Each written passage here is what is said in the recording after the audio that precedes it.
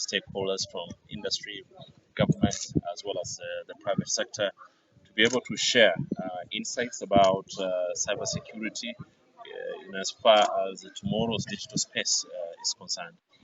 Why this is important for Kenya is that we know a lot more of our businesses are moving towards a digital space. Talk about access to data in terms of communication. Talk about digital transactions such as mobile payments that we make, digital communications, emails, access to the internet. A lot of more of our lives are lived in this particular space, and our duty is to ensure that that space is set.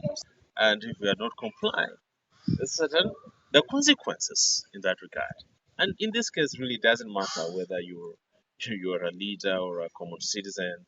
And by the time we are having 93% of Kenyans having registered, and you're among the 7%, ask yourself why you are in the 7% and not in the majority.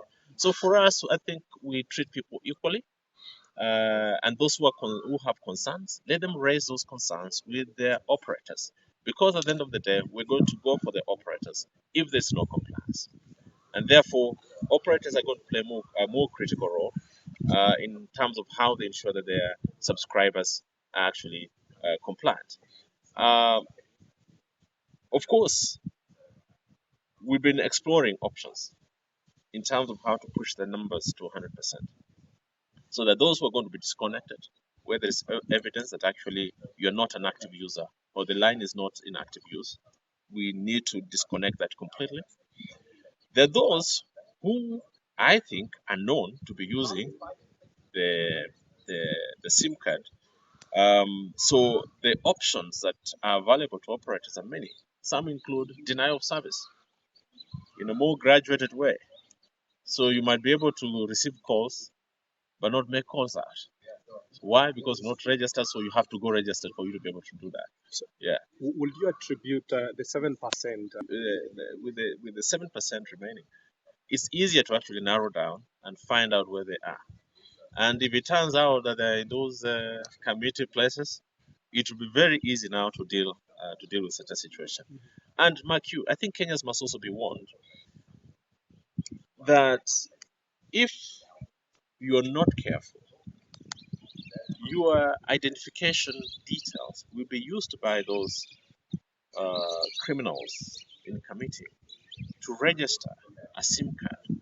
And then at the end of the day, something goes wrong. You're the one who is going to blame. Today, I know of some cases where some people stole ID details of others and went registered numbers, and now they have Fuliza dates, on those numbers, and they're having difficult now. The real owners are having difficulties processing credit facilities when it comes to the relationships with the financial institutions. So Kenyans at large must be very, very careful.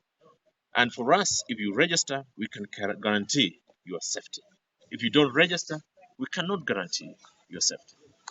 Last week, between February and June, we had up to 264,000, if I'm not wrong, numbers that were actually deregistered.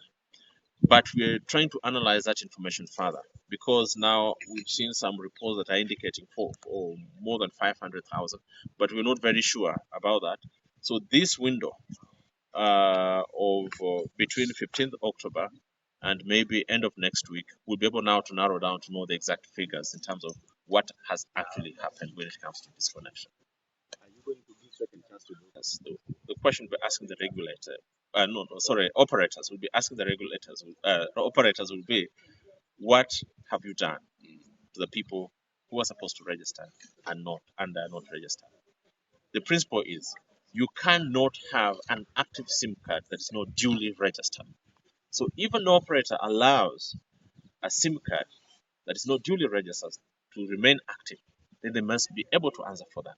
So in terms of what is going to happen, that one is going to be left to the operators, because when